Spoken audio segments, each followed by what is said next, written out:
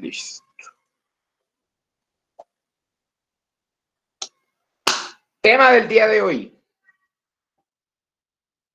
Segunda ley de la termodinámica. Una ley no tan conocida como la primera, que todo el mundo sabe lo de la energía no se crea ni se destruye, solo se transforma. La segunda ley de la termodinámica, muy poca gente conoce acerca de ella. Pregunto, ¿aquí alguien tiene alguna noción acerca de ella?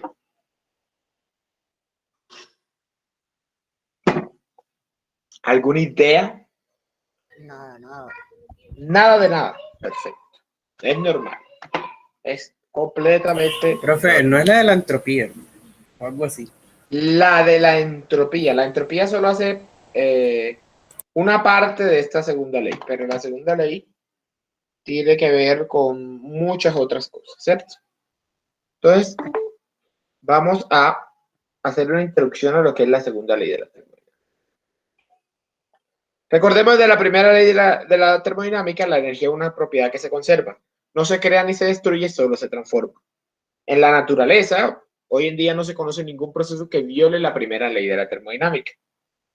Es decir, que se podría concluir, y ahí mismo lo dice, que para que ocurra un proceso debe satisfacer la primera ley de la termodinámica. Aquí es donde entra la segunda ley de la termodinámica. Y vamos a utilizar un ejemplo de las imágenes que nos presenta ahí. Un ejemplo muy bonito de la taza de café. Imaginemos que tenemos una taza de café. Vamos a dibujarla aquí. Que tenemos una taza de café. Una taza de café que está hirviendo. Usted viene, eso se la va a tomar usted en la mañana recién hechecito, sabroso, que huele delicioso. Pero a usted se le olvida que se estaba tomando esa taza de café y viene y la deja en la mesa. ¿Por qué? Se distrajo su hermanito, hermanita, la mamá lo llamó, lo que sea, y lo dejó en la mesa. ¿Qué pasará eventualmente con esa taza expuesta ahí en la mesa si se deja durante mucho tiempo? Se enfría. Naturalmente, esta taza se enfría como cosa de la naturaleza. Y enfriarse es sinónimo de ¿qué? Que hubo un proceso de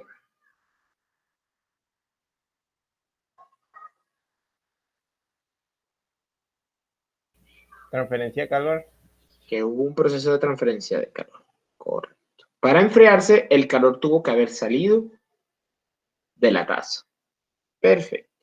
Esto es un proceso natural, todos lo hemos vivido, nos ha pasado alguna vez en la vida, tenemos una bebida caliente, se nos olvida, lo dejamos ahí cuando volvemos está fría. Es un proceso natural y sin ningún problema. Ahora lo que yo quiero saber si es natural, o lo que ustedes consideran natural, es que yo tengo esa misma taza, pero esta vez inicialmente está fría.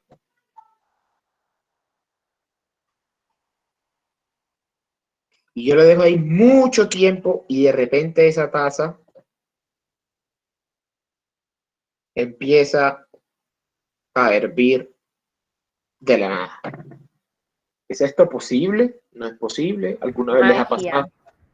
Es magia. Para que esto suceda, tuvo que haber habido un proceso de intercambio de calor desde el ambiente. Es decir, el ambiente tuvo que haberlo calentado, ¿no? O sea, que lo dejó ahí y se puso más caliente. Ajá. Nunca les ha pasado, ¿cierto? No, hombre, qué extraño que nunca les haya pasado. ¿Por qué será? Porque no pasa naturalmente. Porque naturalmente no pasa. A punto de hacerle vino. O sea, de pronto sí la deja a temperatura ambiente, ¿no? Sí, por eso inicialmente estaba a temperatura ambiente y Vale, si hacerlo hervir. inicialmente está a temperatura ambiente, no es posible que caliente más. Inicialmente está a temperatura ambiente. ¿Vale? Desde el punto de vista de la primera ley de la termodinámica, si evaluamos el primer caso, haciendo un simple balance de energía, Q menos W simplemente es igual al cambio de la energía interna. no hay trabajo, así que la energía interna del café simplemente se dio por una transferencia de calor. ¿Sí o no? Sí, señor. Evaluando el segundo punto, exactamente lo mismo, Q menos W sigue siendo igual al cambio de la energía. No hay trabajo, así que simplemente esto se dio por una transferencia de calor. Desde el punto de vista de la primera ley y de un balance de primera ley, ¿hay algo que matemáticamente no concuerde? Pregunto, matemáticamente hablando, no en la realidad, físicamente.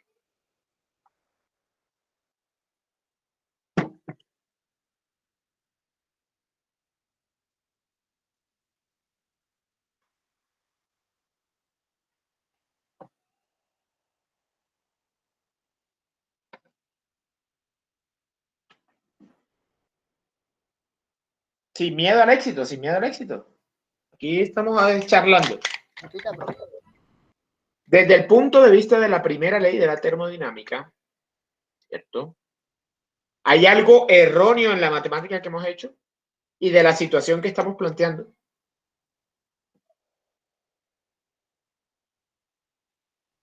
Hubo calor. El uno en el primer caso salió al ambiente y en el segundo caso salió del ambiente. Desde el punto de la primera ley, Pues no. no hay ningún problema. Es más, la matemática concuerda.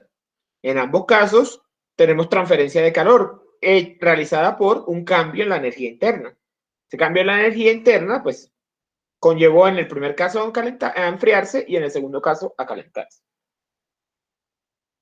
Es ahí donde entra la segunda ley de la termodinámica. Lo que yo les estaba diciendo, que un proceso cumpla la primera ley de la termodinámica no implica que este proceso pueda existir.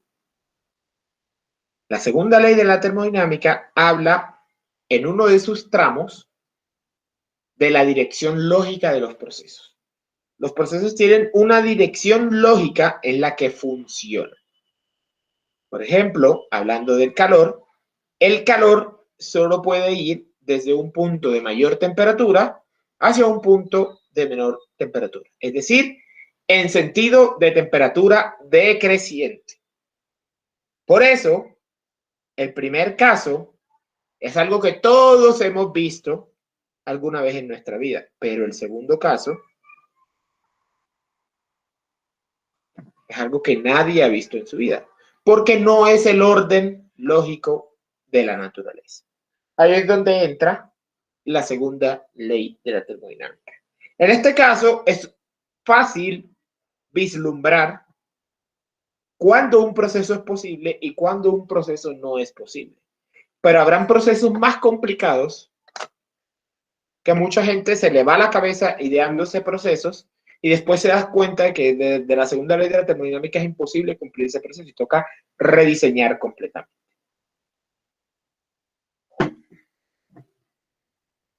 ¿Vale? La primera ley de la termodinámica,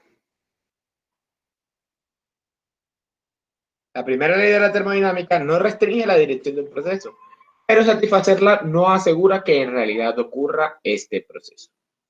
Esta violación, como el compañero nos lo dijo, se detecta fácilmente con la ayuda de una propiedad llamada entropía. La entropía es una propiedad que mide, más adelante lo veremos, qué tan irreversible es un proceso. Y por así decirlo, entre muchísimas comillas, como lo veremos, creo que ya mañana, si nos da tiempo, mide qué tan caótico y qué tan probable es que un proceso tenga la capacidad de volver a su estado inicial. Eso es lo que nos está diciendo básicamente la entropía. Es un concepto un poco complejo, sin embargo, no es necesario saber completamente la definición de la entropía para poder usarla.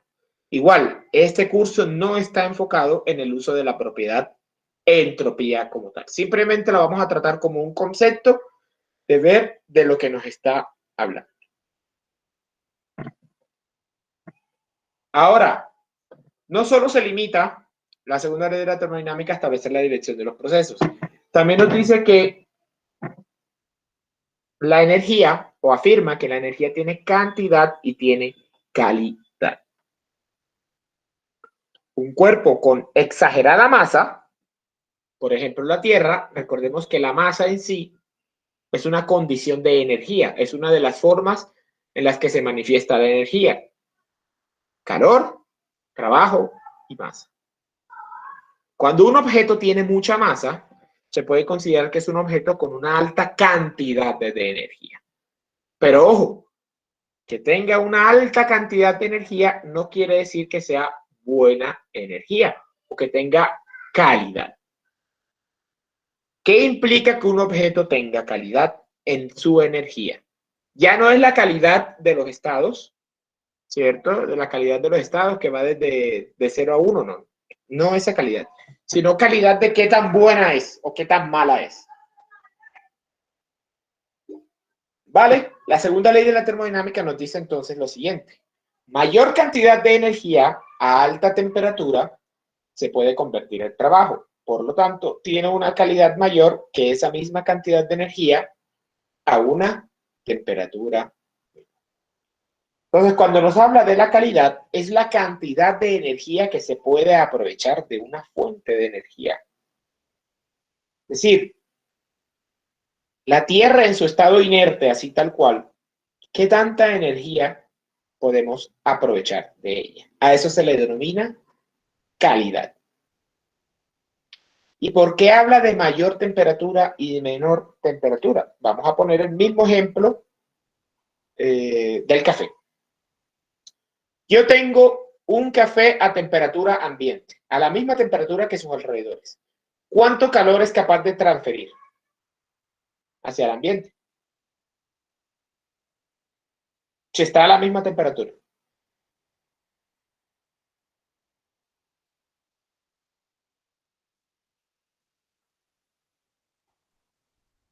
Oh, profe, ¿qué preguntó? Yo tengo un café, el mismo café del ejemplo pasado, y lo tengo a la temperatura ambiente, la misma temperatura que sus alrededores. ¿Cuánto calor es capaz de transferir ese café al ambiente si está a la misma temperatura? 0. Ninguno. Cero. ¿Por qué? Porque recordemos que el calor solo puede ir en el sentido de la temperatura Están decreciente. en equilibrio. Correcto. Es decir, el café y el ambiente se encuentran en un equilibrio térmico. Sin embargo, el café tiene energía, ¿o no? Porque es masa. Eso no es. Sí, pero Quiere decir que por esa simple diferencia de temperatura nula, inexistente, esa energía del café es muy poco aprovechada. Ahora, el mismo café nos oye a 87.23 grados Celsius con respecto al ambiente. ¿Va a existir o no va a existir transferencia de calor? sí, pero Correcto. Y es energía. El mismo café no a la misma energía porque ha recibido calor, pero este sí se puede aprovechar en forma de transferencia de calor. ¿Por qué? Porque se encuentra a mayor temperatura. Esto es lo que nos denomina la segunda ley de la termodinámica como la calidad. La energía que se encuentra a una mayor temperatura es mucho más aprovechable que una temperatura que se encuentre, que una energía que se encuentre a mucha menos temperatura. Importantísimo esto con respecto a la segunda ley, la calidad de la energía. Ahora, para seguir hablando de la segunda ley de la termodinámica, tenemos que hablar de lo que son los depósitos de energía térmica. Y me permito leer estas definiciones. Es muy conveniente tener un hipotético cuerpo que posea una capacidad de energía térmica relativamente grande. A esto se le conoce como un depósito de energía térmica. ¿Qué quiere decir esto? En muchos casos es conveniente tener objetos con una gran cantidad de energía. De esta forma, si a estos objetos se les extrae energía o se les añade energía, tienen tanta cantidad de energía que no se va a notar la diferencia. Por ejemplo,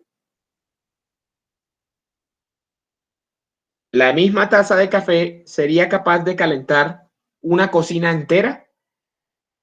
Ustedes que han dejado una taza de No, profe. café, ¿no? ¿Por qué? Muy pequeño. Porque es muy pequeño. Aunque está transfiriendo energía al ambiente, la cantidad de masa de aire que hay en la cocina es tan grande con respecto a la de la taza de café que eso es una minucia con respecto a la energía que ingresa a la cocina. Entonces es conveniente en muchos casos tener depósitos de energía térmica que se puedan considerar de manera muy grande hasta el punto en el que algunos se pueden considerar infinitos. Ahora, ojo, no necesariamente, yo hablé de masa porque es el ejemplo más fácil, pero no necesariamente un cuerpo tiene que ser grande, masivamente grande, para considerarlo un depósito de energía térmica.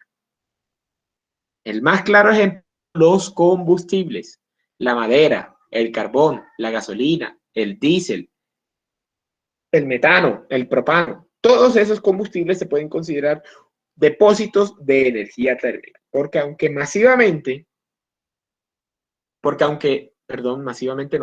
no tengan exagerada masa, tienen lo que se llama o lo que se conoce como alta densidad energética. Es decir, tienen mucha energía por unidad de masa. Y por eso es que de los combustibles se pueden aprovechar muchos procesos para la combustión. Por ejemplo, mover un vehículo. Un vehículo tan pesado de 1 tonelada, 2 toneladas, se puede mover utilizando los combustibles porque tienen altas cantidades de energía concentradas en muy poca masa. Eso se le denomina depósitos de energía térmica. ¿Alguien está escribiendo en el chat? Me pareció oír el sonido. Están levantando la mano. ¿Sí? ¿Quién está levantando la mano? José Alfredo. Profe, ahí entra la energía nuclear. La energía nuclear se puede considerar un depósito de energía térmica, ¿correcto? Porque la energía nuclear en realidad, a ver, no sé si ustedes tienen nociones de la energía nuclear. La energía nuclear lo que hace es que son una serie de reacciones químicas que liberan calor. Pero liberan calor en cantidades masivas. Y ese calor es transferido al vapor. Entonces, la energía nuclear, las reacciones de la energía nuclear se pueden considerar un depósito de energía. ¿Por qué? Porque de ahí se puede obtener cantidad masiva de energía. ¿Vale?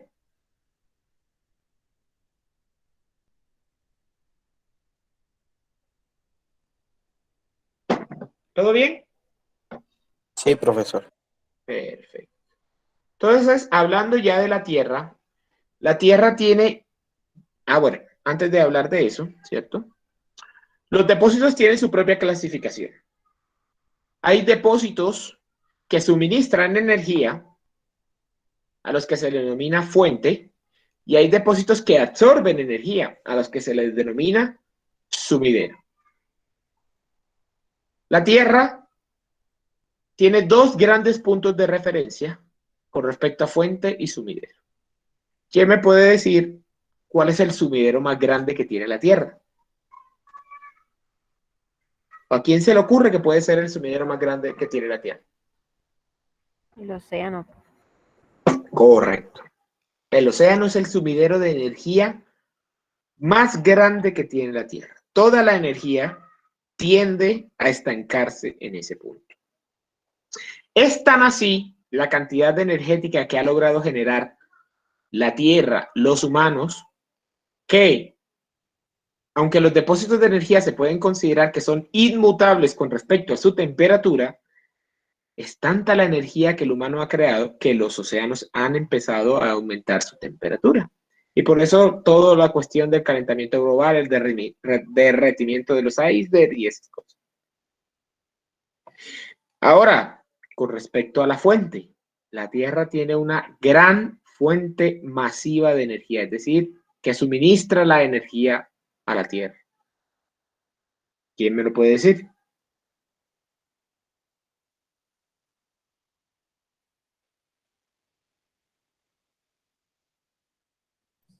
El manto. ¿El qué? El manto de la Tierra. No, El Sol. el Sol. Correcto. El Sol es la fuente o es la mayor fuente de energía de la Tierra. Básicamente, toda la energía proveniente de la Tierra, toda la energía producida de la Tierra es gracias al Sol. Toda la energía que se produce es de alguna forma procedente de la energía solar. Y simplemente estamos hablando de derivados. La energía eólica simplemente es una diferencia de temperaturas. El aire está caliente, el aire caliente sube, el aire frío baja. La diferencia de temperatura hace que se generen los vientos. Lo mismo las mareas, todo. Todo es causado por la energía solar. Entonces es la mayor fuente de energía que tiene la Tierra.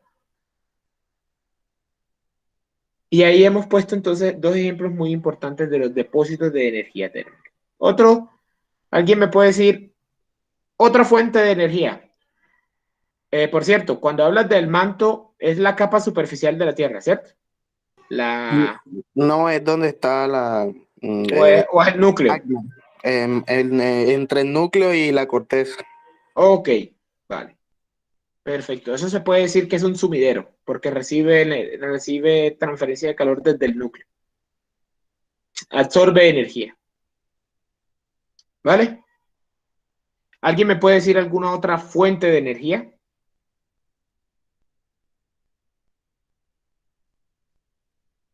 No importa Corrientes de agua. ¿A qué? Las corrientes de agua, ¿no? Las corrientes de agua es otra fuente de energía. Correcto. Pues ya hemos hablado mucho de qué son los depósitos de energía y ya hemos hablado de cantidad y de calidad. No es necesario que sea masivamente con respecto a la masa, sino que puede tener mucha cantidad de energía en muy poca masa, como los combustibles. Ahora, ¿por qué tenemos que hablar? ¿Por qué hablamos de los depósitos de energía y por qué tenemos que hablar de las máquinas térmicas, que es lo que proviene o lo que viene a continuación? El calor es una de las peores formas de energía. El calor, básicamente, es muy difícil de convertir en otros procesos. Convertir el calor en trabajo requiere hacer algunos dispositivos especiales. No se puede transformar directamente el calor en trabajo, pero el trabajo sí se puede aprovechar completamente en calor. El ejemplo más grande, una resistencia térmica, todo el trabajo eléctrico se convierte en calor. Pero es muy difícil transformar el calor en trabajo. Y sin embargo, es la mayor fuente o la mayor forma de energía que tenemos acceso los humanos. El calor, como tal, se está generando en todos los procesos que estamos viviendo alrededor. Se transfiere calor de aquí para allá, de allá para acá, para todas partes. Entonces tenemos que hablar de lo que se denominan las máquinas térmicas, que son estos dispositivos especiales. Ahora, una máquina térmica existe de diferentes tipos. Muchísimas máquinas térmicas. Todas pueden ser completamente diferentes las unas de las otras. Pero todas tienen que cumplir 4 condiciones principales para que puedan ser consideradas máquinas térmicas. Los 4 puntos que siguen son los siguientes. Primero, toda máquina térmica debe recibir calor de una fuente a temperatura alta, ya sea energía solar, un horno de petróleo, un reactor nuclear, etc. Toda máquina térmica debe recibir calor de una fuente a temperatura alta. Vayan anotando eso, es muy importante.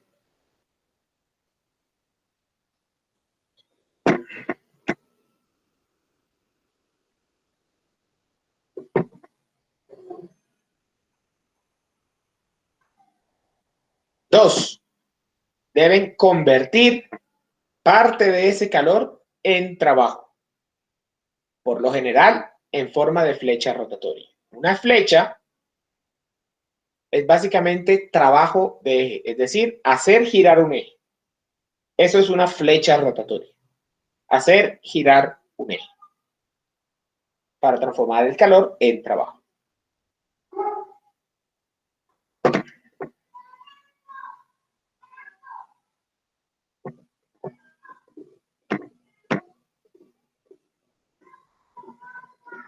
Tercero, deben rechazar el calor de desecho hacia un sumidero de calor de baja temperatura, ya sea la atmósfera, los ríos, el océano, etc.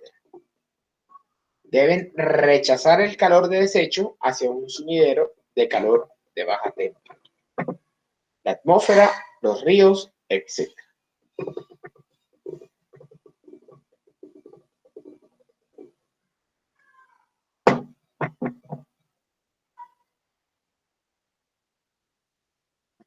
Y cuarto, todas las máquinas térmicas deben operar en un ciclo.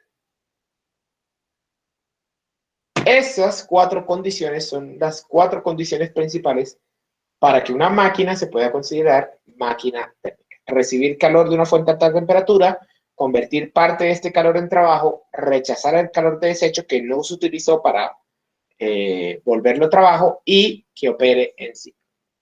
Ahora, esta descripción se puede representar en forma de un esquema, que es el esquema que tenemos aquí a la derecha. Tenemos una fuente de alta temperatura que transfiere calor a este círculo. ¿Por qué es un círculo? Porque está representando que opera en ciclo. A una máquina térmica. Esta máquina térmica toma el calor de entrada y una parte lo transforma en trabajo neto. Y la otra parte lo transforma en calor de salida o calor de desecho hacia un sumidero de baja temperatura. Este esquema lo vamos a utilizar para representar todas las máquinas térmicas posibles. Temperatura, temperatura alta, una fuente de alta temperatura, una máquina térmica, el trabajo neto, el calor de entrada, el calor de salida y la temperatura baja en el sumidero. ¿Todo bien? Sí, sa.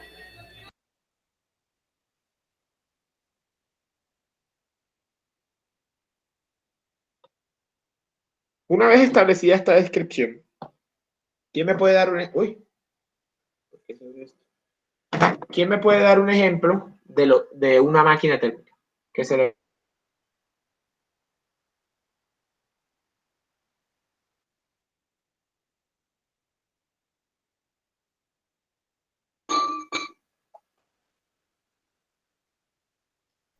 Un motor de combustión es una máquina térmica. Sí, señor, un motor es una máquina térmica. El motor recibe calor de una fuente de alta temperatura. Cuando el combustible hace ignición, se eleva mucho la temperatura y transfiere calor. Una parte de ese calor lo vuelve trabajo para mover el vehículo. ¿Y quién se ha parado cerca de un motor? X barra, que es lo que a mí me interesa estudiar, tiene una distribución normal que ganamos nosotros. A mí me interesa estudiar una distribución normal que ganamos nosotros. Bueno, no entiendo.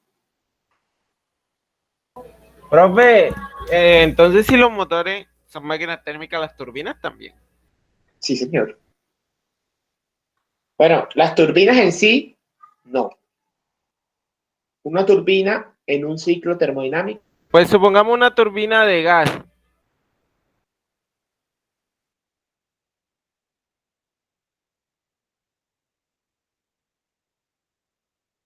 Uy. Profe, profe. Se fue.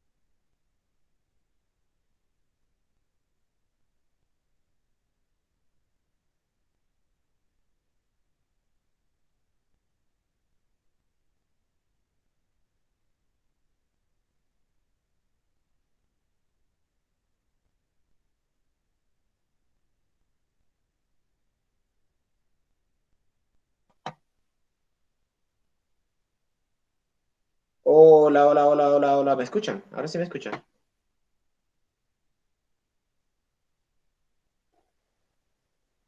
Hola. Sí, profe, se escucha. Parece que, parece que Sí, tuvo un sí, problema. profe, se escucha. Parece que se cayó el internet. eh, Parece que hubo una caída breve de internet, pero bueno, ya. Brian, tú me preguntaste de las turbinas. ¿Qué fue lo último que me escuchaste decir? Que no todas las turbinas. Y luego yo le pregunté que si una turbina de gas. Como tal, a ver, como tal las turbinas en realidad no funcionan como una máquina térmica, sino que ellas hay que estructurarlas en forma de ciclo. Es decir, de tal forma de que la salida, luego de alguna forma, tenga la capacidad de volver a entrar. Es decir, lo que salga de la turbina de alguna forma pueda volver a entrar. ¿Vale? Eso es lo que quiero decir. En cambio, si nosotros tenemos una turbina, por ejemplo, Urra, no se puede considerar una máquina térmica.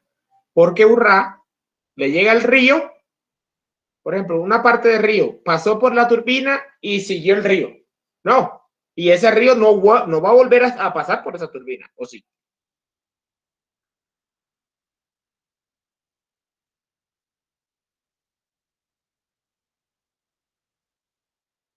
Hola.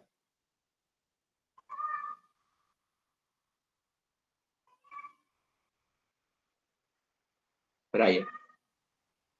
Sí, profe, le entendí. ¿Vale? Entonces no se encuentra en un ciclo. Como no se encuentra en un ciclo, no se puede considerar una máquina térmica. Por eso la respuesta es depende de cómo esté configurado el sistema, para decir que una turbina es una máquina térmica. Es más, una turbina como tal no es una máquina térmica, puede ser parte de una máquina térmica. Sí, eso sí. ¿Qué lo vamos a ver? Creo que en la próxima diapositiva, si no estoy mal. Una planta, una máquina térmica, que es básicamente un mismo motor. Las máquinas a vapor, los trenes a vapor eran una Pero está máquina térmica. compartiendo. Creo que si está compartiendo no se le ve. No, les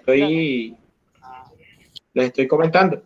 Un tren era una máquina a vapor. No, ya la voy a compartir.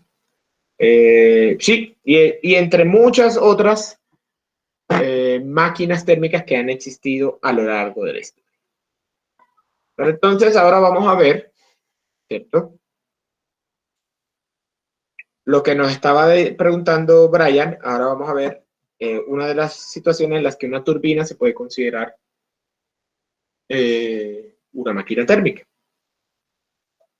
Las máquinas térmicas y otros dispositivos cíclicos, por lo común, requieren un fluido hacia y desde el cual se transfiere calor, mientras se experimenta un ciclo. A este fluido se le conoce como un fluido de trabajo.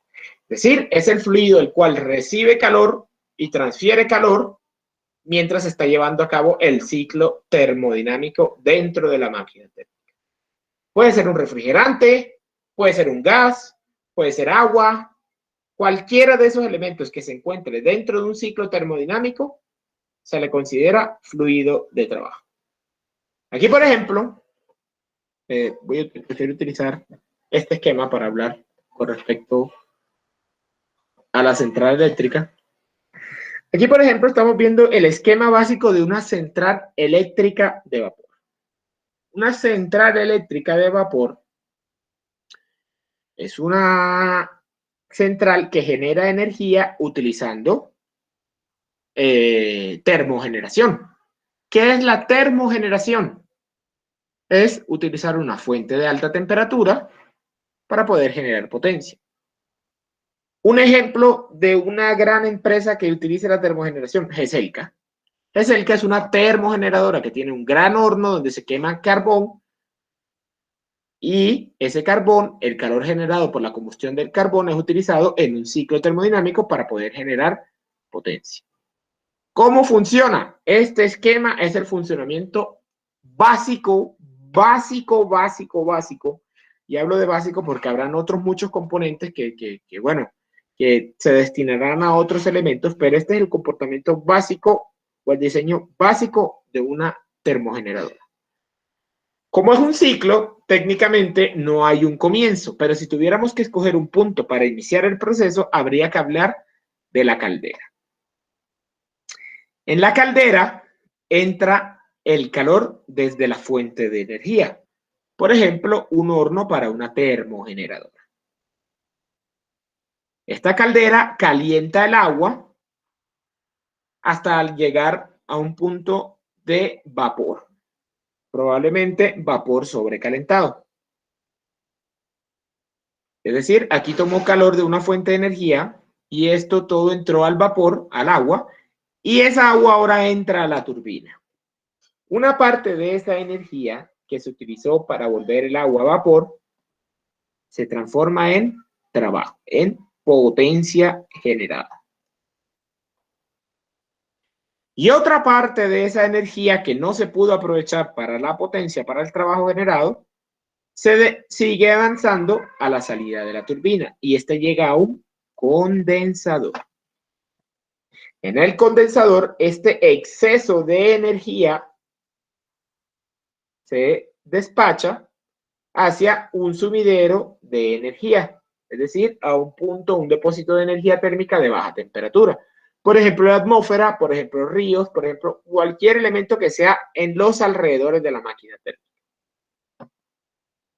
Y luego, para poder mantener o asegurar el movimiento y las presiones en el sistema, hay una bomba que consume potencia o que consume trabajo. Es muy común que estas máquinas térmicas sean autosuficientes. Cuando digo de autosuficientes, no es que uno las prende y funciona infinitamente. Funcionan solamente poniendo una fuente de energía de alta temperatura. De esta forma, la turbina que está generando potencia se encarga de alimentar tanto la energía solicitada al sistema, que es la que consumimos todos los días en nuestros equipos, como la energía necesaria para mantener en funcionamiento la bomba de sus equipos. De esta forma, ¿cierto? Si hay un trabajo de salida y hay un trabajo de entrada, el trabajo neto que es capaz de generar toda máquina térmica no es nada más y nada menos que el trabajo que entra menos el trabajo que sale. Yo tengo trabajo de salida y trabajo de entrada, puedo establecerlos de esta forma para definir cuánto es el trabajo neto que oficialmente estoy produciendo por esta máquina térmica. Trabajo neto es igual al trabajo de entrada menos el trabajo de salida. Ahora, recordemos que una máquina térmica está en función del calor que le entra y el calor que le sale. Es decir, que el trabajo neto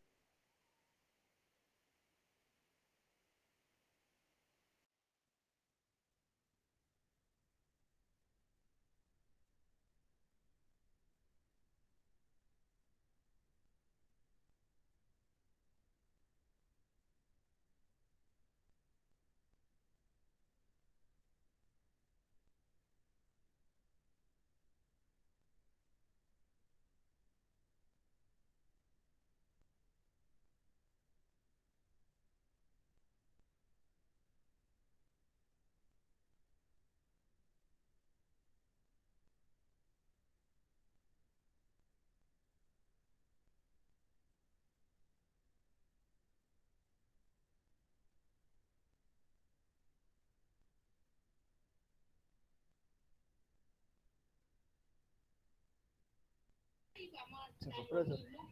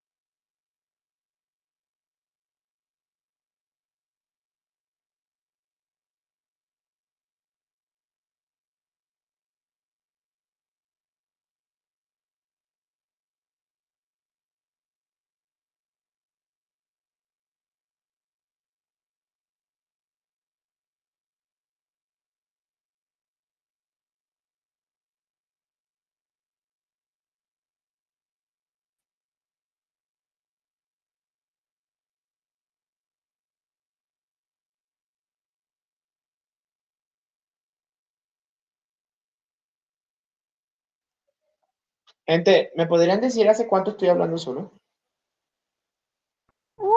Profe, yo pensé que ya pensé que se le había olvidado. Yo pensé que usted Muy bien. ya no iba a trabajar. Hace como Muy 15 bien. minutos, profe. Hace como 15 minutos. Muy bien, no me había dado cuenta y seguía dando la clase común y corriente. Incluso Nosotros pedí pensamos que se había caído otra vez. Pero como usted tuvo la caída del internet, nosotros pensamos que se Ah. había caído el internet otra vez. Probablemente se cayó el internet y no me di cuenta y se desconectó. Ok. Mierda, bro. ¿Qué fue lo último que escucharon de mí? Eh, Te voy explicando lo de trabajo. Lo del trabajo de entrada, trabajo de salida, del trabajo neto. Ah, dijo que Eh, las máquinas térmicas están en función del calor que entra y en función del calor que sale. Eso fue lo último que dijo. Fue madre todo lo que había dicho después. Parecía un loco hablando solo. Esto, que las máquinas térmicas Sí. están en función del calor de entrada y el calor de salida. Bueno, al menos eso quedó claro, que es de las cosas más tediosas. ¿Ah? ¿Dónde iba ya? Vale, entonces ahora, ay, Dios mío. Joder, qué tristeza, vale.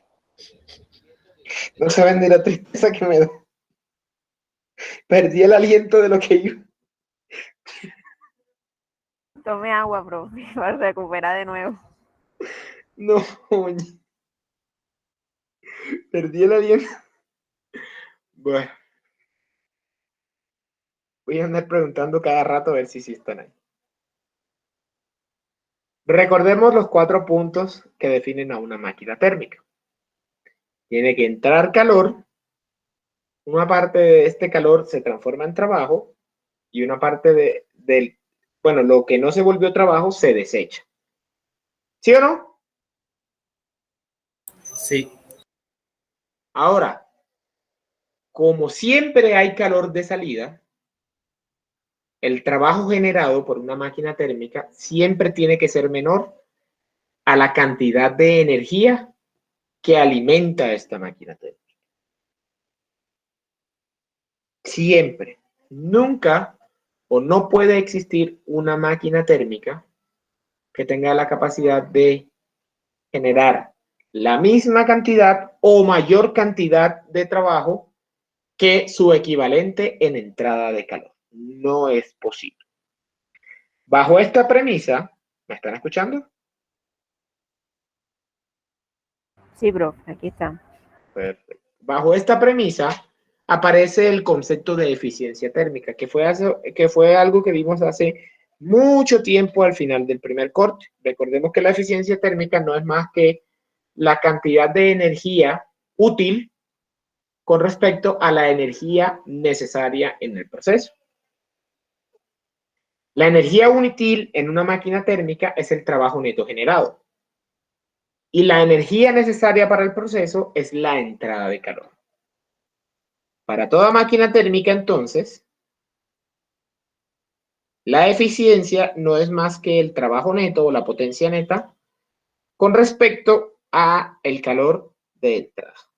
Como toda eficiencia va de 0 a 1 o porcentualmente va de 0 a 100%.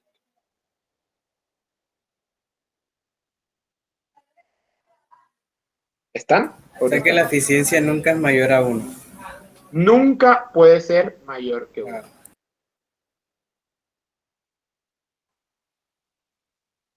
Es más, bueno, ese es más, me lo reservo para la clase del día de mañana, que es el es más. Ahora, bajo la misma definición que habíamos puesto anteriormente, que el trabajo neto es igual al calor de entrada menos el calor de salida, si lo reemplazamos en esta expresión, podemos tener una segunda forma para el cálculo de la eficiencia. La eficiencia es igual a 1 menos el calor de salida sobre el calor de entrada. Estas dos ecuaciones nos permiten calcular la eficiencia de toda máquina térmica existente.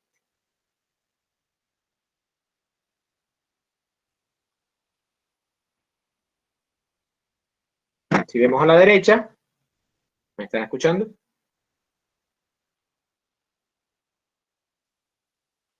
Sí, profe. Me asusté por un momento porque se demoraron. Si vemos a la derecha, tenemos dos máquinas térmicas que tienen la misma entrada de calor. La máquina térmica número 1 tiene o produce 20 kilojoules de trabajo y la máquina térmica número 2 produce 30 kilojoules de trabajo. Aunque las dos tengan la misma entrada de calor, la máquina térmica número 2 tiene mayor eficiencia, puesto que es capaz de generar mayor trabajo utilizando la misma entrada de calor. Eso es lo que nos está diciendo la eficiencia básicamente. ¿Todo bien? Sí, sa. Perfecto. Ahora vamos a utilizar la nomenclatura estándar que utiliza el libro de Cengel. Esta nomenclatura puede variar de un libro a otro. Esta es la que propone Cengel como tal, que es el libro que estamos utilizando de guía. A la temperatura del depósito de alta temperatura se le va a denominar pH, donde la H es de high, o sea que en español se puede traducir como temperatura de alta, porque viene del depósito de alta temperatura. Al calor transferido desde el depósito de alta temperatura hacia la máquina térmica se le denomina Q sub H. Como H es de high, se le denomina también calor de alta. El trabajo neto sigue igual, se denomina trabajo neto. Al calor transferido desde la máquina térmica hacia el sumidero o el depósito de baja temperatura se denomina Q sub L, donde L es del low, es decir, el calor de baja porque va hacia el sumidero. Y a la temperatura del depósito de baja temperatura se denomina T sub L o temperatura de baja. Las expresiones anteriores transforman nuestras ecuaciones de eficiencia a las siguientes: W neto sobre Q sub H o 1 menos Q sub L sobre Q sub H. ¿Estamos ahí? ¿Están ahí? Sí, profe. Sí, sí. ¿Es claro hasta aquí todo? ¿Alguien tiene alguna duda? ¿Alguna pregunta? Ay, estas preguntas ya las hice ahorita. Joder, qué tristeza.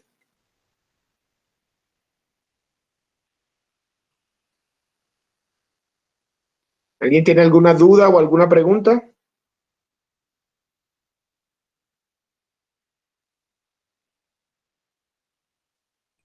Bueno, más o menos referente a la clase, tengo una duda con una máquina que vi una vez en España que Sí, utiliza la energía solar, okay, pero la dirige con unos focos a una torre que en la cima tiene sal y la sal guarda el calor. Eso, como máquina térmica, pues pienso que sí, pero el proceso de utilizar el calor en la sal es el que no comprendo mucho. Si está a gran altura, ¿cómo se utiliza? Bueno, tendría que ver, pero a ver, le hace que la sal se caliente y después ¿qué pasa Sí. con la sal?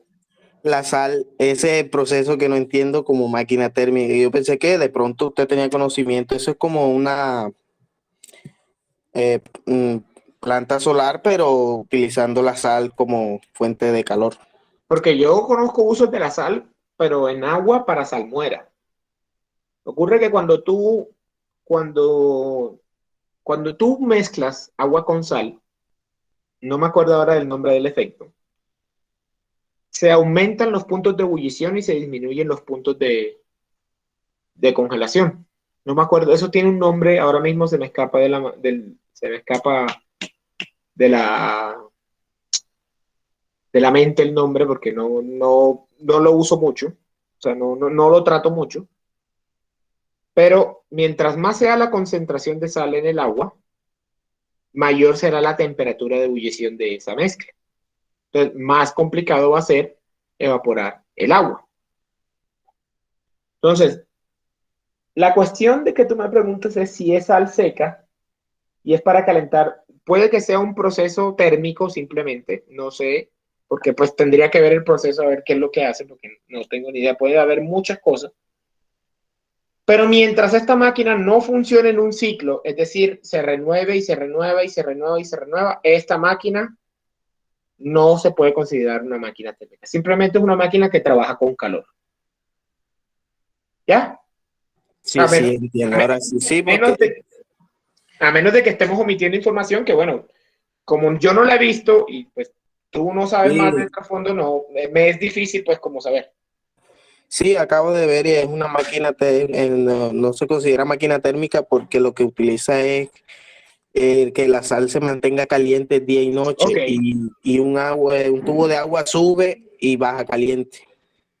Ok. Entonces simplemente se debe usar como conservante de calor. Es- Hay equipos, yo tengo un compañero que está trabajando en su tesis de maestría con respecto a eso, con materiales de cambio de fase para mantener, mejor dicho, de día aprovechar el calor del sol es muy fácil, pero de noche es prácticamente imposible. Entonces, lo que se está estudiando es utilizar algunos materiales que con el mismo sol se calienten y durante la noche mantengan ese calor durante mucho tiempo y poder seguir calentando agua sin que haya sol. ¿Ya? Y no gastar electricidad, que pues es la idea de todo, no gastar tanta energía eléctrica, que es lo que vale plato. ¿Vale? Sí, profe. Perfecto. Ahora, curiosidades acerca de las máquinas térmicas. Los motores de combustión interna de los carros a gasolina tienen una eficiencia alrededor del 25%. Los diésel, que ya son camionetas, y hay algunos automóviles, aunque no los crean que sí funcionan también a diésel, tienen eficiencias de aproximadamente el 40%. Y las grandes centrales eléctricas tienen eficiencias cercanas al 60%. Tenemos un problema hoy en día con la tecnología y es que elevar más esta eficiencia de los equipos es muy complejo por problemas de materiales. No tenemos materiales que puedan aguantar o que sean cercanos a ser adiabáticos. Si un material es adiabático, no se puede utilizar para un motor porque puede pesar mucho, es muy frágil, etc. Entonces tenemos problemas con el diseño de materiales que nos impide o nos plantea hoy en día una restricción para poder seguir aumentando la eficiencia de nuestros equipos. Y aunque quisiéramos aumentarla, todo tiene un límite. El día de mañana veremos cuál es el límite. El cielo es el límite. Vamos a hacer un ejercicio muy sencillo. Alguien, por favor, que lo lea. Aquí estaba esperando que ustedes leyeran y ahí fue donde me di cuenta de que no estaba. Bien, leo, pero se transfiere calor a una máquina térmica desde un horno a una tasa de 800 A 80 megavatios. 80 megavatios. Si la tasa de rechazo de calor hacia un río cercano es de 50 megavatios, determine la salida de potencia neta, la eficiencia térmica para esta máquina térmica. Perfecto. Nos piden la potencia neta y la eficiencia. Vamos a hacer el dibujito del esquema. Vamos a hacer el dibujito del esquema. Tenemos una máquina térmica que se encuentra a una temperatura pH, que transfiere calor a una tasa QH. Esto lo recibe la máquina térmica, genera trabajo neto. En este caso es potencia y transferencia de calor, perdón, porque estamos hablando de vatios. Rechaza calor, Q sub L. Esto lo manda a un sumidero, A, T.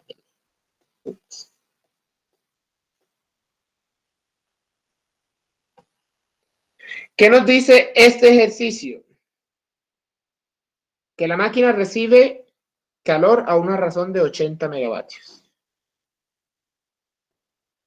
Y rechaza a una razón de 50 megavatios. Sí, están aquí todavía. ¿Cómo calculamos entonces el trabajo neto?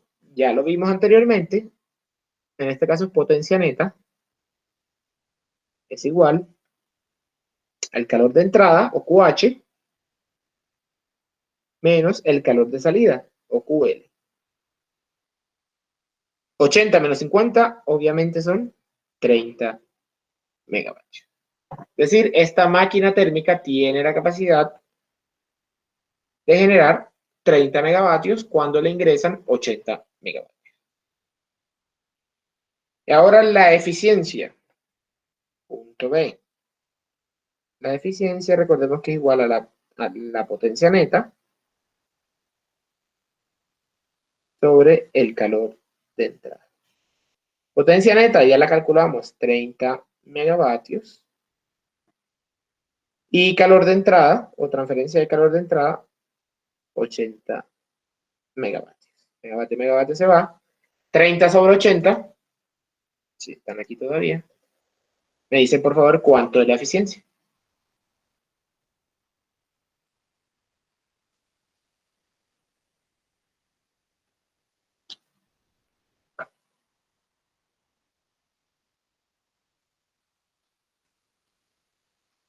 ¿30 entre 80, bro?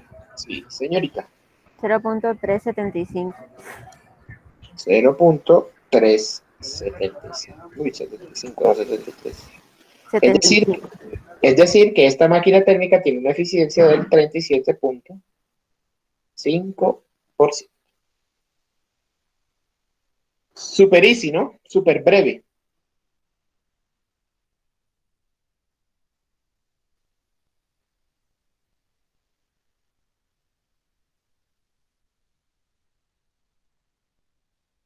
¿No? ¿O sí? Sí va a ser de quiz, profe. Sí va a ser de Esperemos que sí. Esperemos que sí. O sea, yo digo que sí. No. No. Pasamos al siguiente ejercicio. Profe, déjelo ahí un momentico en el ejercicio para escribir. Ah, ok. Un momentito. Vale, vale.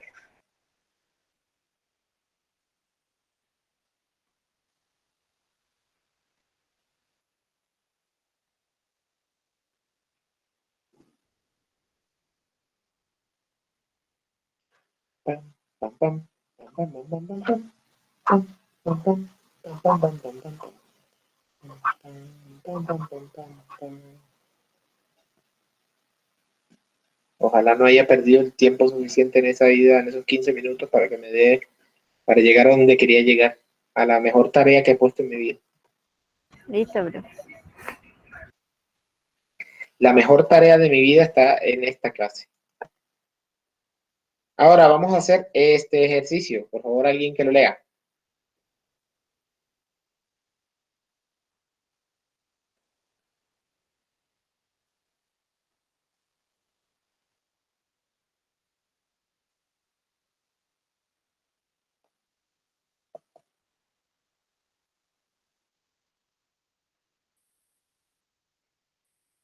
Alguien que lo lea.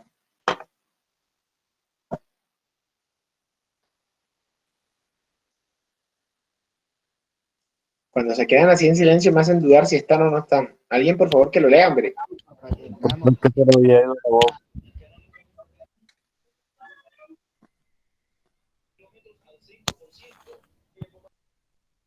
que lo lea, por favor. Ya voy. Una planta termoeléctrica con una generación de potencia de 150 megawatts. Consume carbón a razón de 60 toneladas hora. Si el poder calorífico del carbón es de 30.000 kilojoules sobre kilogramo, determine la eficacia total de esta planta. Vale. Tenemos una planta, una termoeléctrica que genera 150 megavatios, pero aparece un concepto nuevo que no habíamos visto antes, que es este concepto de poder calorífico. Muy importante que lo anoten, porque es un concepto que viene asociado a los combustibles, que es algo muy común en las máquinas térmicas, por obvias razones. Ahora, ¿Qué es el poder calorífico de un combustible? Es la cantidad, anoten, la cantidad de energía que es capaz de liberar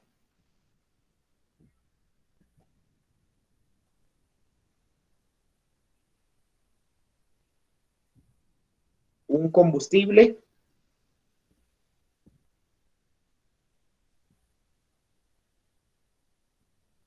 en un proceso de combustión.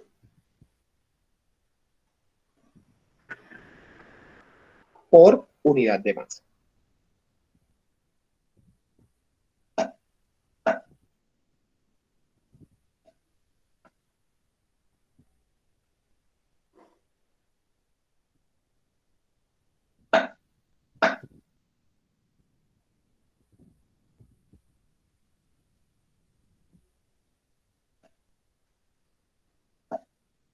¿Todo bien?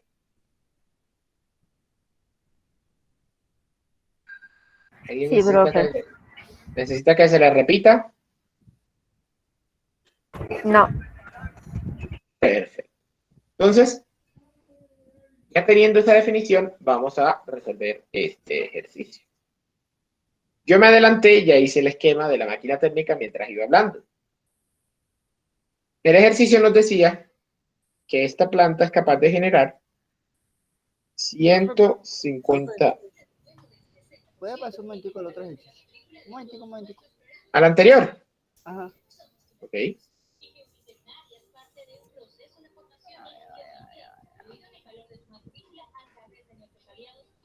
Listo, ya, bro. Ah, que no había notado. Nos dice que esta máquina térmica es capaz de generar 150 megavatios. Que consume carbono a una razón de 60 toneladas por hora. Podemos decir que este es el flujo másico de carbono. M punto de carbono es igual a 60 toneladas por hora. Necesitamos pasar esto a kilogramos por segundo. Por 1000 kilogramos, que equivalen a 1 tonelada, por 1 hora, que equivale a 3600 segundos. Hora con hora se va, tonelada con tonelada se va y queda kilogramos sobre segundo. ¿Cuánto nos da esto? En kilogramos por segundo. 60 por 1000 entre 3600.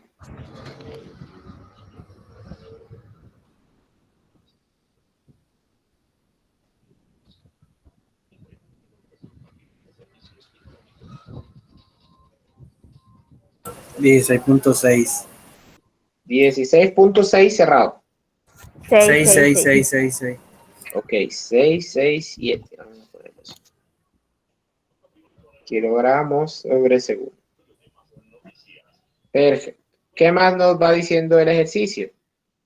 Si el poder calorífico del carbón es de 30.000 kilojoules kilogramo, aquí poder calorífico es igual a 30.000 kilojoules sobre kilogramo, que si lo pasamos a megajoules para dejarlo en la misma equivalencia de unidades, eso es igual a 30 megajoules sobre kilogramo.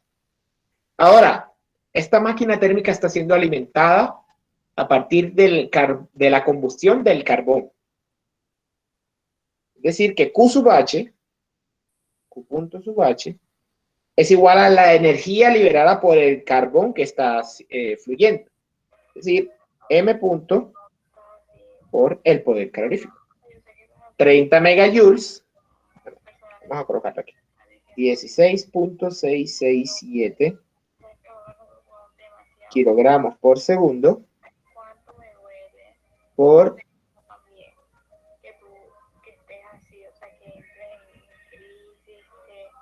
sí, cuánto me duele que entres en crisis y que estés así. Por 30 megajoules sobre kilogramo. Kilogramo con kilogramo se va, queda megajoule sobre segundo. Megajoule sobre segundo es megavatio. ¿Cuánto nos da numéricamente Q sub H?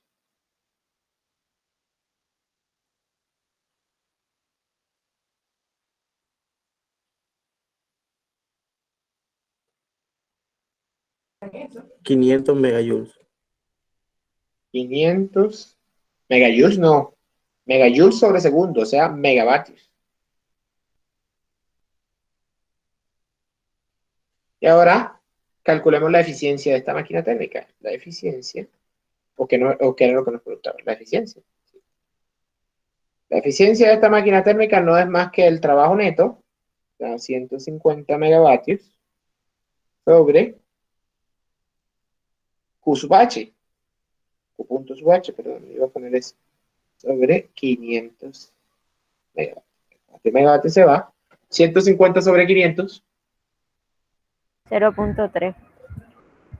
0.3. Es decir, tiene una eficiencia del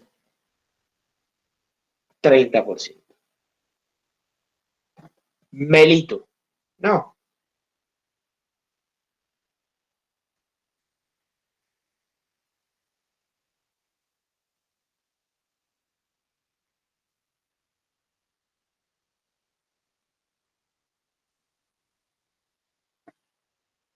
¿Todo bien? ¿Alguna pregunta? ¿Dudas, preguntas, más dudas, más preguntas?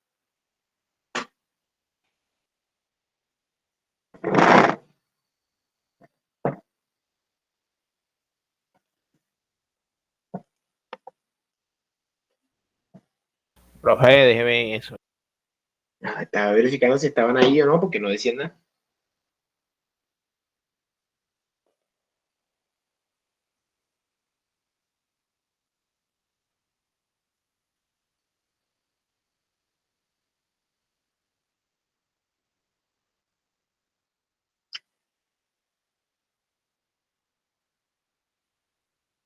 Profe, una pregunta, ¿y QL?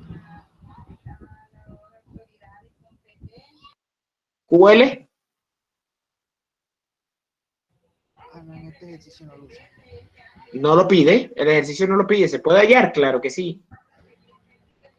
Pero el ejercicio como tal no lo pide.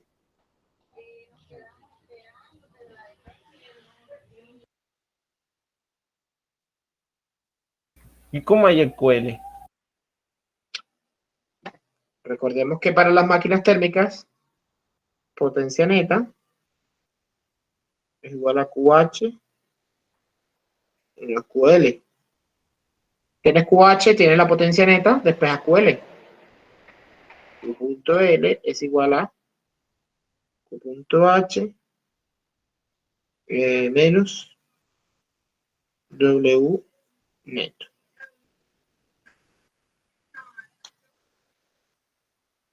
Ajá. QH son 500. W neto son 150. ¿Cuánto nos da QL? Esto le deberían ser ejercicios de quiz. Yo solo lo digo.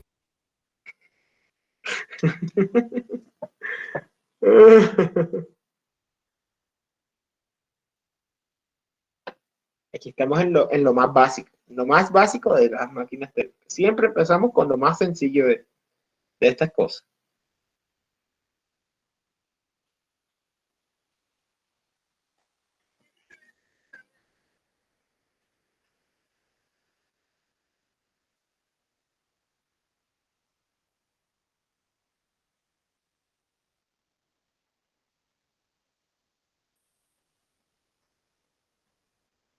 Una duda existencial.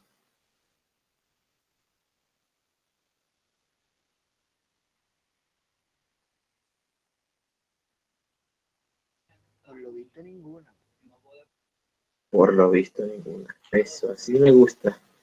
Gente potente, gente poderosa que entiende todo. Excelente. Siguiente ejercicio para que lo hagan en su casa. Para mañana.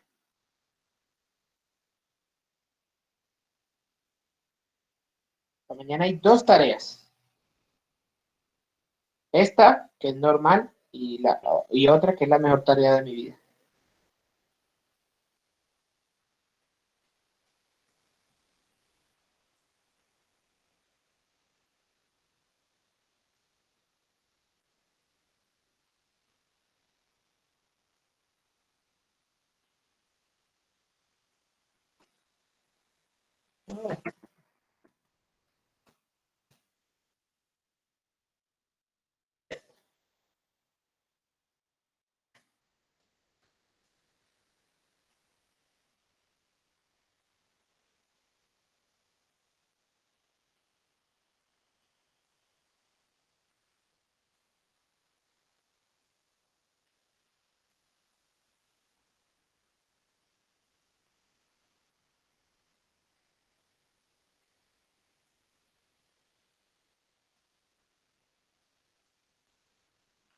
¿Podemos proseguir? Sí, bro. Perfecto. Aquí entonces damos paso a la segunda tarea que había para el día de hoy, que era leer acerca de esto, que era muy importante, muchísimo diría yo. ¿Quién investigó que quiera participar? Profe, yo investigué sobre el enunciado del plan, pero el de Clausius no lo entendí. Yo Ok, vale, no hay investigué sobre la- problema. El de plan, Kelvin Planck dice que afirma que es imposible construir una máquina que tenga un rendimiento del 100%. Siempre habrá calor de desecho, que en la mayoría de los casos equivale a más de la mitad del calor absorbido. Perfecto. Muy sencillo, Kelvin Planck, ¿sí o no? Kelvin Planck simplemente nos dice, no puede haber una máquina térmica que tenga una eficiencia del 100%. Ninguna puede llevar al 100%. Ninguna, jamás. ¿Por qué? Porque siempre va a haber calor de desecho. ¿En qué forma? De cualquier forma. Pero siempre tiene que haber calor de desecho. Siempre. ¿Puedo agregar algo más? Es Sí, que señor. yo investigué y también encontré que cuando se habla del enunciado de Calvin, hace también referencia a que todos los sistemas que convierten parte del calor en trabajo operan entre una temperatura alta y una temperatura baja. Correcto. Como Y una pues máquina térmica. exacto, hablamos como las máquinas térmicas, por las palabras. Correcto. Ahora sí tiene sentido la investigación que les mandé a buscar, ¿cierto?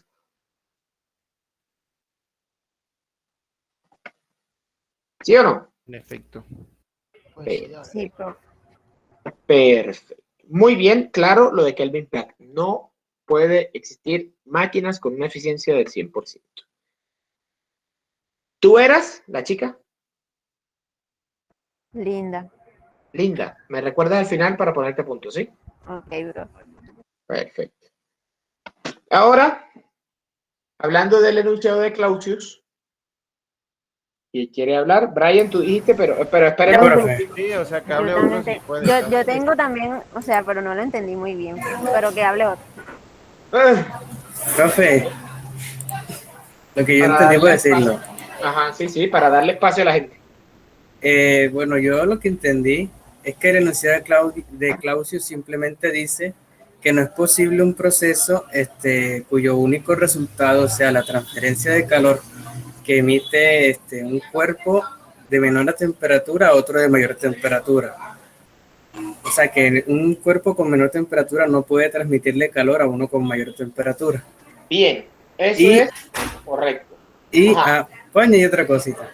Hay un Y i, si hay un que i, justamente iba a decir eso, había algo más. y que junto, y si se combina o se compara con el de Kelvin Planck, se tiene, por ejemplo, que esa máquina que transfiere calor de un foco caliente a uno frío, combinado con un motor bajo el enunciado de Kelvin Planck, da como resultado una máquina que absorbe calor y lo transforma en trabajo o algo así. No sé si lo dije bien. Sí, ese se llama la equivalencia entre los enunciados. Eso lo vamos a ver más adelante. Bueno, ya puedo agregar algo también. Correcto, Brian, porque hay un i que falta en el enunciado de Clausius. Vale, como digo compañero, la transferencia de calor de tasa baja a una tasa alta no se puede, ¿cierto? Ajá. No se podría normalmente, a cambio de que se aplique un trabajo. Para que eso, Es para que de una temperatura baja, bueno, de calor a una alta, se requiere un trabajo. Eso fue lo que entendimos. correcto. Eso es básicamente lo que nos dice el enunciado de Clausius. El enunciado de Clausius y el enunciado de Kelvin Planck son básicamente las bases de la segunda ley de la termodinámica. La primera, no puede existir una máquina perfecta, y la segunda, no se puede transferir calor desde un punto de menor temperatura a uno de mayor temperatura, a menos de que se inyecte trabajo al proceso. Si yo aplico trabajo al proceso, sí puedo transferir calor desde un punto más frío hacia un punto más caliente. Gracias a este enunciado, al enunciado de Clausius, la vida nos dio pie a lo que hoy conocemos como los refrigeradores y las bombas de calor. Tal vez las bombas de calor no son tan conocidas, pero todo el mundo sabe que es un refrigerador, una nevera, un aire acondicionado. Todo eso funciona exactamente de la misma forma. Los refrigeradores, los aires acondicionados, las neveras, todo eso funciona exactamente de la misma forma.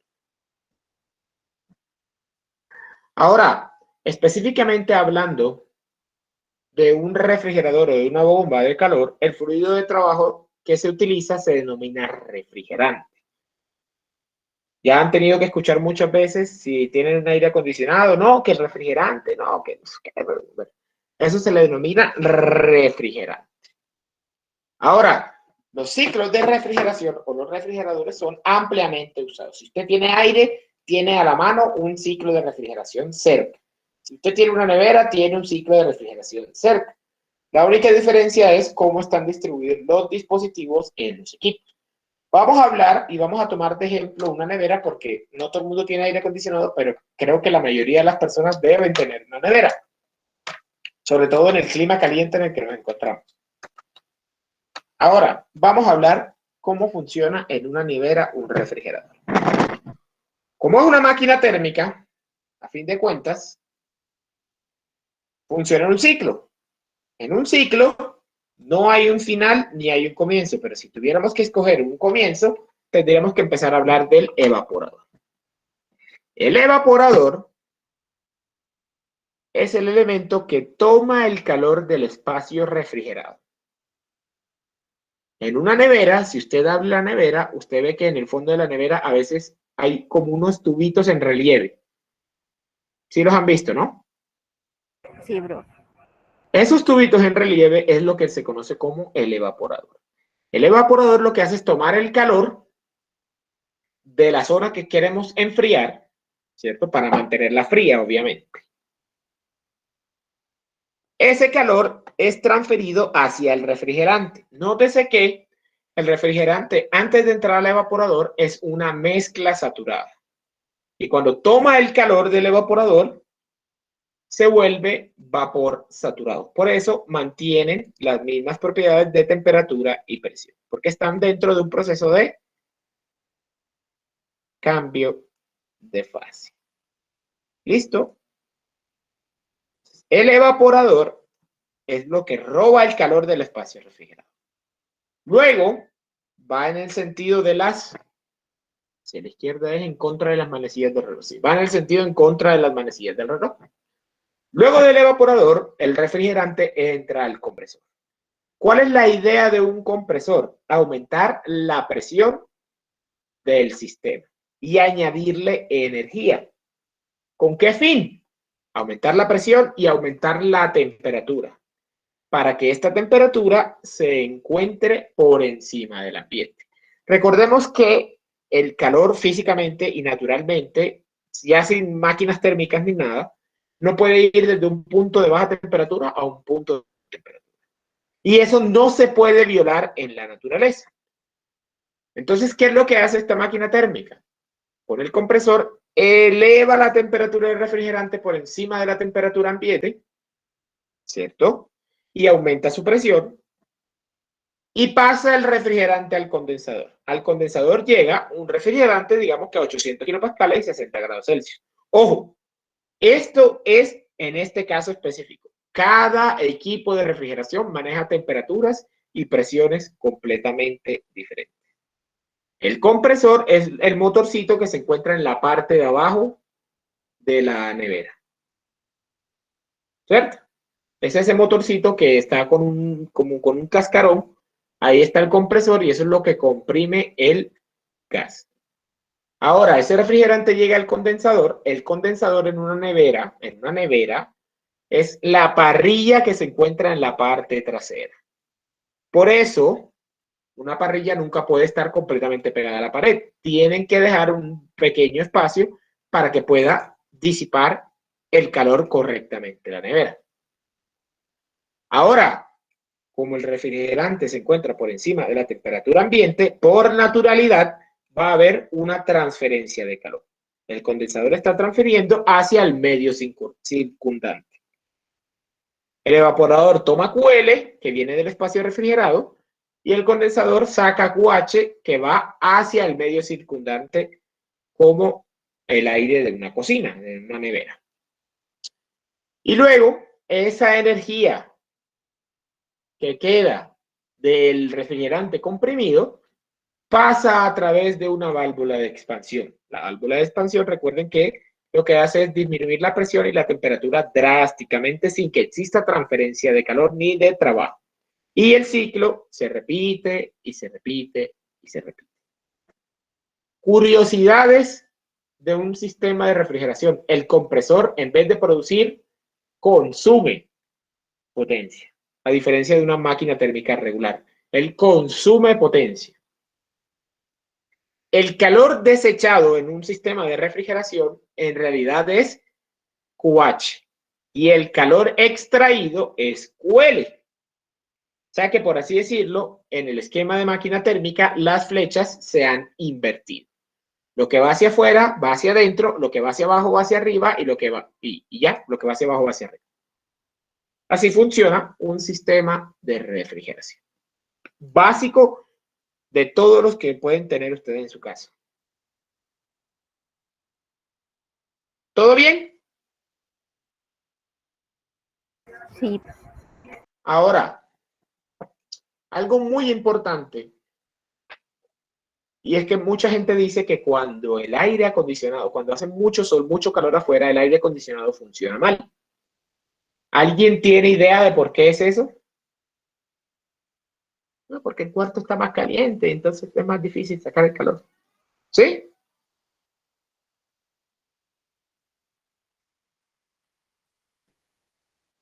¿Qué me dicen ustedes?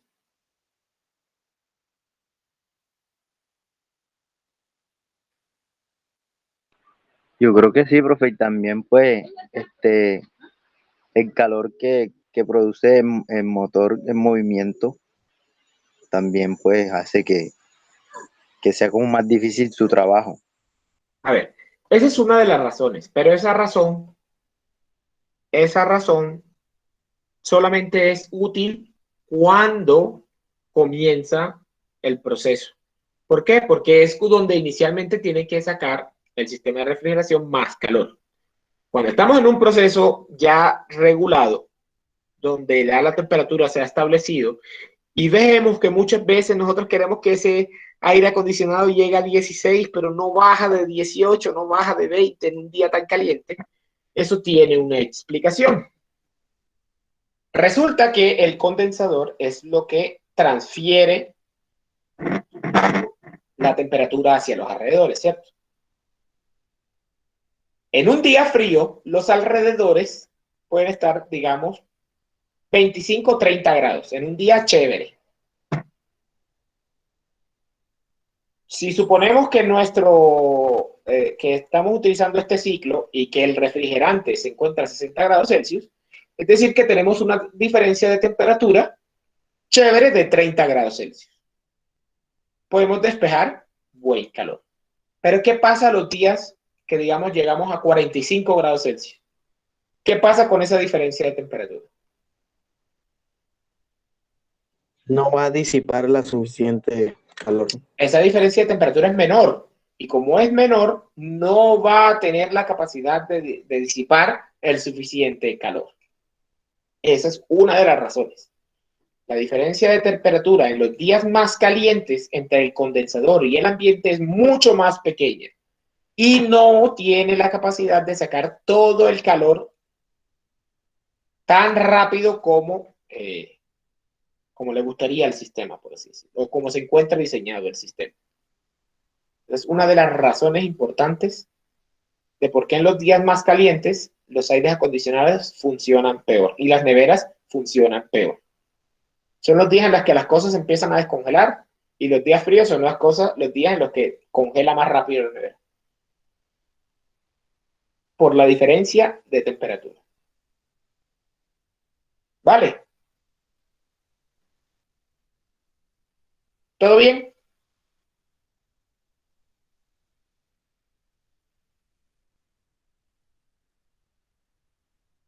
Todo bien, profe.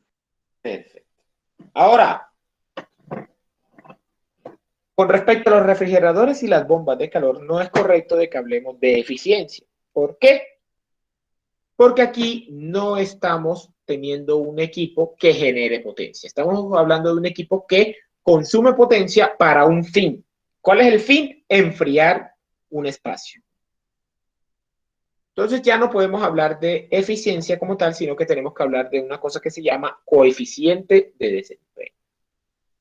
El coeficiente de desempeño no es más que la cantidad de energía para un refrigerador, que la cantidad de energía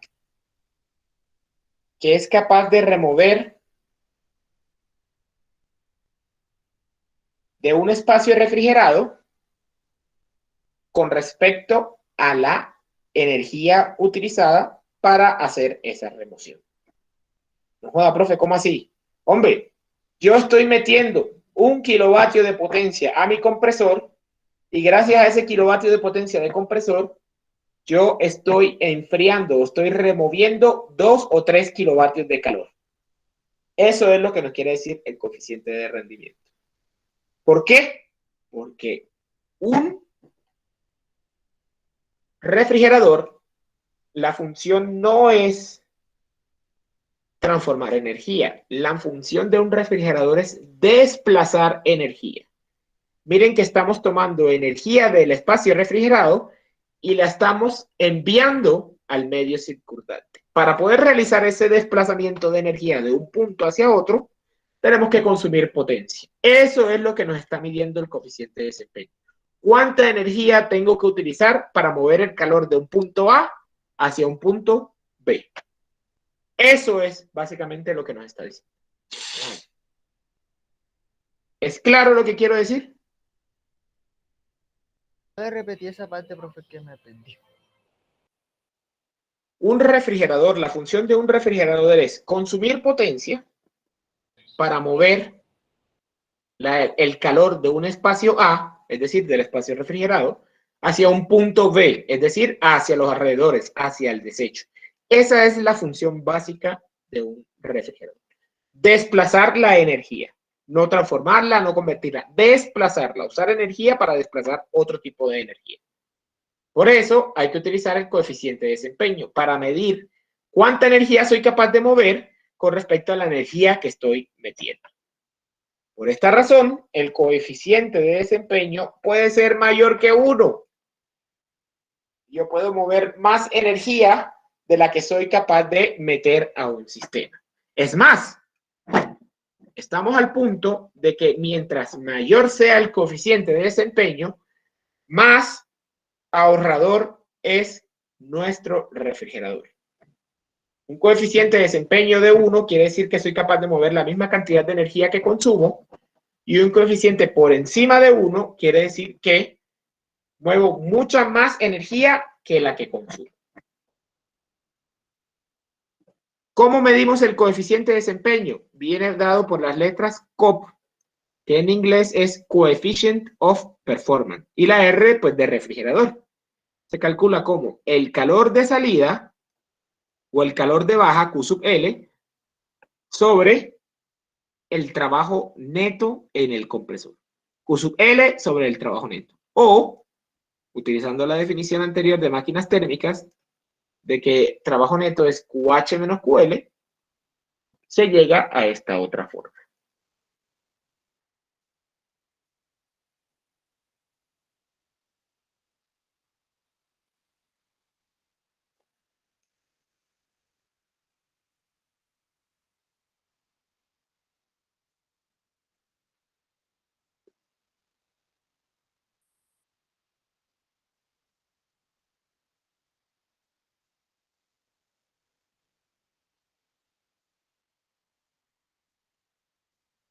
¿Todo bien?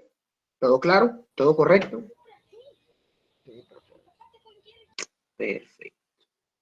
Ahora tenemos que hablar de las bombas de calor, que ya es algo que no es tan conocido aquí en nuestro medio. Y es porque las bombas de calor, al contrario que los aires acondicionados o las neveras, en vez de enfriar, calientan.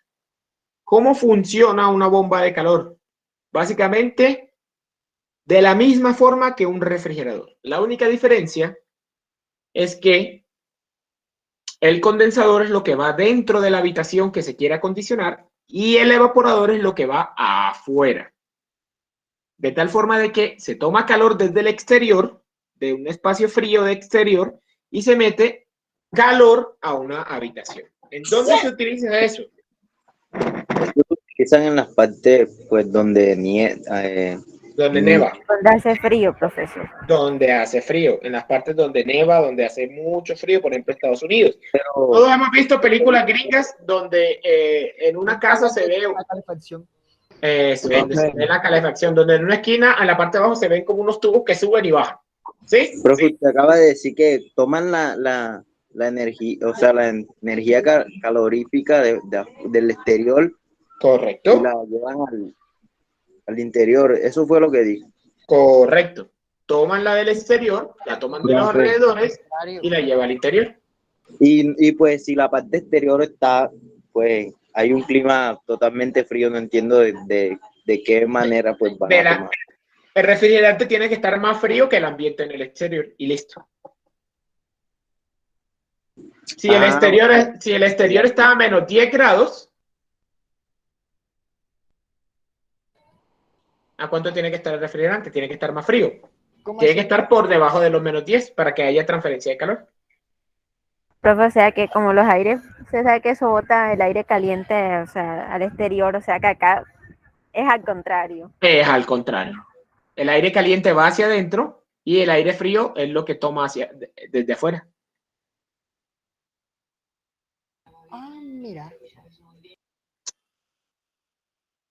Chévere, ¿no? Interesante. Así funcionan las calefacciones, los tubos esos que se ven en las películas. Donde esposan un poco gente, bueno, ahí. Ahora, con respecto a un refrigerador, lo que nos interesaba era cuánto calor se podía extraer. Con respecto a una bomba térmica, una bomba de calor, perdón, nos interesa es cuánto calor podemos meter. Por lo tanto, el coeficiente de desempeño ya no es QL sobre W neto, sino QH sobre W neto. Y con la misma definición podemos hallar esta expresión de aquí.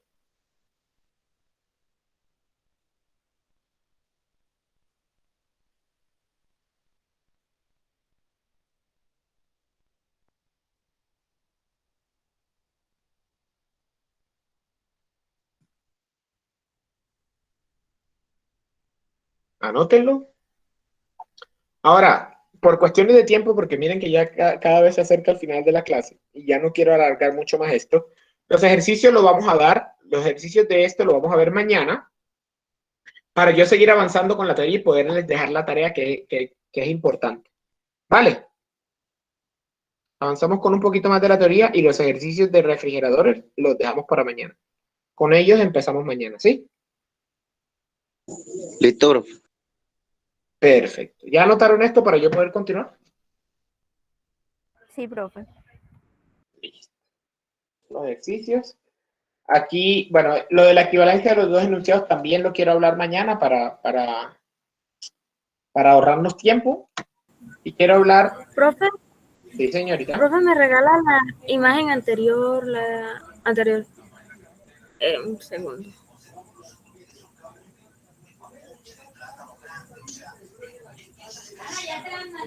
Esta no es la tarea, pero bueno. No, regalen. Ya, gracias. Los ejercicios los vamos a hacer mañana. Esto lo vamos a hacer mañana, sí, señor. Y también vamos a hablar de la equivalencia. Hoy quiero hablar de esta tarea que es supremamente importante. Y antes tengo que explicar unas cositas. Vamos a hablar ahora de lo que es una máquina de movimiento perpetuo. No sé si alguna vez han escuchado que es una máquina de movimiento perpetuo. ¿Alguna vez lo han oído? No sé. Sí lo he escuchado, pero no sé qué es. Bueno, una máquina de movimiento perpetuo es cualquier dispositivo que viole alguna de las dos leyes de la termodinámica. Cualquiera, la primera o la segunda ley de la termodinámica. Un dispositivo que viole la primera ley de la termodinámica es una máquina de movimiento perpetuo de primera clase. Y uno que viole la segunda ley de la termodinámica es una máquina de movimiento perpetuo de segunda clase. ¿Cuál es la tarea? La tarea es que se vean el capítulo 21 de la sexta temporada de Los Simpsons. En este capítulo, Lisa crea una máquina de movimiento perpetuo. Ahora para la cena, ya que algunos dicen que no pueden comer mientras ven la clase, ¿cierto? Entonces ahora para que después de que terminen cenan y se ven la clase. Sí, profe, como si fuésemos a hacer eso. Con gusto, profesor. Yo sí me lo veo, This profe. is amazing, profe. Espectacular. De Los Simpsons. Ah, ¿no te gustan Los Simpsons? Porque se te oye el No, sarcasmo. o sea, ver Los Simpsons es espectacular. Obviamente, ¿quién no? Bueno, en este capítulo Lisa crea una máquina de movimiento perpetuo. La pregunta es, para mañana, ¿qué tipo de máquina de movimiento perpetuo crea Lisa? ¿Primera clase o segunda clase?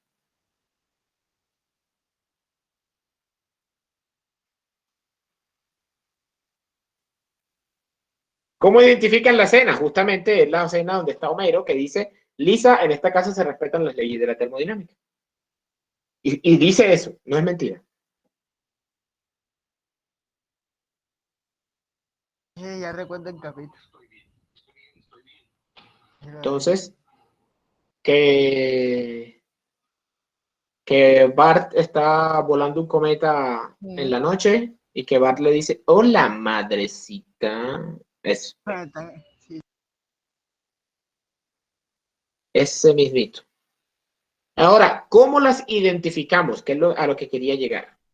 Aquí tenemos dos ejemplos de dos máquinas de movimiento perpetuo. La primera a la izquierda es una de primera clase y la segunda es una de segunda clase. Quiero que estén pendientes a lo que voy a hacer en la descripción. Las voy a describir cada una y voy a explicar por qué cada una de ellas son máquinas de movimiento perpetuo. Iniciamos con la de la izquierda, la primera, la de primera clase. Tenemos un generador. Este generador está conectado por una resistencia a una caldera. La caldera calienta el vapor y este vapor es enviado a la turbina. La turbina alimenta tanto al generador como a la bomba. Como se había hablado anteriormente, que los sistemas de generación normalmente son autosuficientes. Luego de la turbina, el calor que no fue aprovechado pasa al condensador de salida y se regresa a la bomba para asegurar el movimiento y las presiones necesarias del proceso. Y se repite el ciclo. ¿Quién me puede decir por qué está violando la primera ley de la termodinámica? Ah, de paso el generador también está generando potencia y hay calor de salida. ¿Quién me puede decir por qué está violando la primera ley de la termodinámica?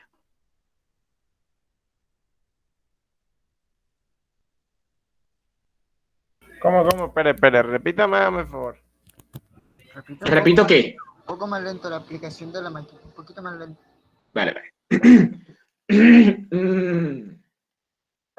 Tenemos un generador. A este generador está conectado un calentador de resistencia, una resistencia térmica, que se encarga de calentar una caldera. Esta caldera genera vapor. Ese vapor pasa a la turbina para generar trabajo. Ese trabajo alimenta tanto el generador, que genera trabajo neto después de salida, y a la bomba para poder mantener las presiones del proceso. El calor que no fue aprovechado en trabajo pasa al condensador y es expulsado del sistema, porque siempre tiene que haber calor de desecho. Pasa a la bomba para mantener las presiones y se repite el ciclo en la caldera. ¿Quién me puede decir por qué es una máquina de movimiento perpetuo?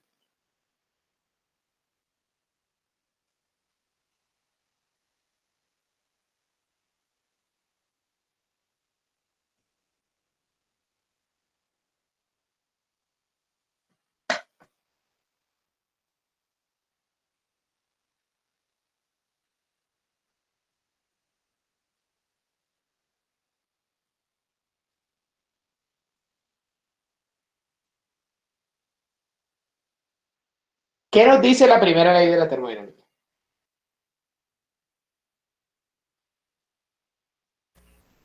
Nos dice que en un sistema, sí, nos habla del principio de la conservación de la energía. O sea, la frase típica, la energía No No se crea se destruye, sino que se transforma. correcto. Esta máquina térmica se supone que es cíclica. Recordemos que una de las condiciones es que una máquina térmica sea cíclica, es decir, que continúe y continúe y continúe. Una pregunta, ¿de dónde proviene la energía para que esta máquina térmica pueda mantenerse en sí? Del generador. Pero si el generador también está generando potencia. de ningún lado. O sea, que esta máquina térmica está creando energía de la nada para poder subsistir, ¿o no? Ajá, sí, señor. O sea que está violando la primera ley de la termodinámica. O sea que crea energía sin tenerla. Ajá, crea energía sin obtenerla de ninguna parte. Okay. Y tiene el descaro no solo de mantener la energía constante, sino que de producir más. ¿Ah? Sí. Perfecto. He ahí la primera forma de identificar. Ahora vamos para la segunda. Esta es mucho más sencilla de identificar. Tenemos un ciclo termodinámico también de una generadora de energía eléctrica. Tenemos una caldera del cual ya sí viene calor de entrada de una fuente externa. Llega a la turbina y se genera trabajo. No hay calor de desecho, pasa a la bomba para mantener la presión y vuelve a la caldera. ¿Cuál es el problema? Que no hay calor de desecho. Es decir, que si no hay calor de desecho, todo el calor se vuelve trabajo neto. En trabajo. O sea que estamos en presencia de una máquina con una eficiencia del 100%. Perfecta, y eso no se puede. 100%. Y eso no se puede. Es correcto. Ay, y si la ponemos juntas. Explotan. Así ya, o sea, explotan. Y si cogemos el calor de entrada que tiene la segunda y se lo ponemos a la primera. Ahí sí ya funciona.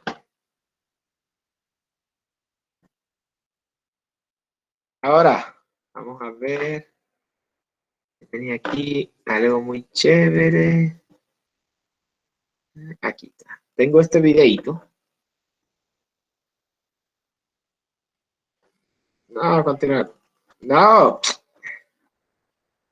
Miren este video. Observen. Esto es una máquina de movimiento perpetuo. Esto es un montaje. De entrada se los digo. ¿Pero por qué?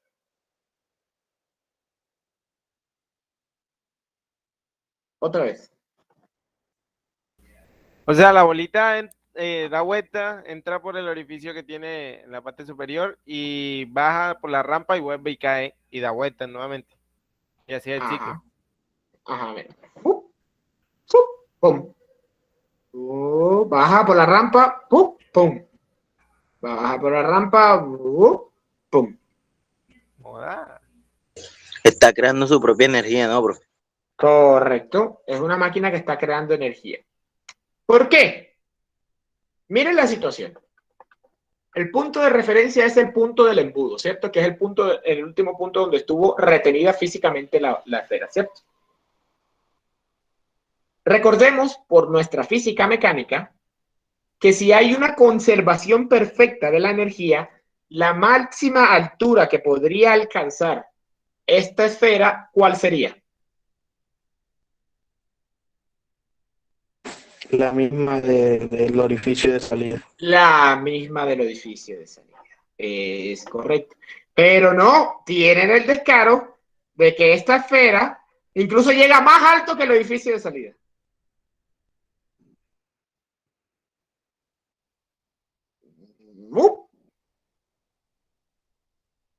¿Qué les parece a ustedes? Magia, bro. Ok, no. Ya. No confíen en todo lo que ven. Profe, o sea que las máquinas de movimiento perpetuo no existen. Nunca. Lo que uno ve. Nunca, jamás. Es una herejía. Yo vi una, profe. Es una herejía si dices que viste una. Quien la haga, crack. En internet hay un video donde hay una. En internet hay un video. Internet. A un gato la En amarran el con- internet hay de todo. En el internet hay de rata sirena. Un gato con un pan con mantequilla arriba. Ese sí lo he visto. Sí, ese sí lo he visto. Pero vamos a dejar de grabar. Y con esto, muchachos, terminamos la clase del día de hoy. Mañana continuamos con la última.